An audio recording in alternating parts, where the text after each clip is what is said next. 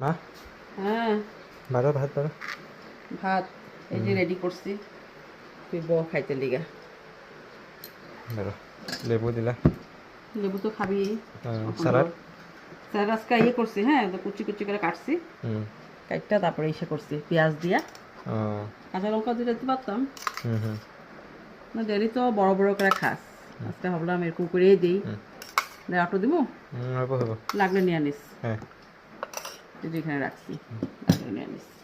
পাট শাকের হুম বড়া করছি ও পাট শাক নিয়ে আসতো না পাপা কালকে হুম হুম হুম। পাট শাকের বড়া আচ্ছা শাক আজকে বানাইনি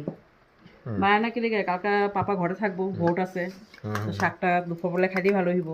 ও এটা এটা সাজনা? সাজনা চচ্চড়ি দেখবো হুম ব্যাস হলো। তারপরে বানাইছি মুসুরি ডাল হুম টমেটো দিয়া হুম হুম। শুকনা লঙ্কা সোমবার দিয়ে আজকে বানাইছি ও এমনি তো কাঁচা লঙ্কা দিই আজকে না আজকে শুকনা লঙ্কাই দিই টমেটো বানাই ডাল বানাইছি তত ডাল ছাড়া হইব না হুম দেখ আটটু দিমু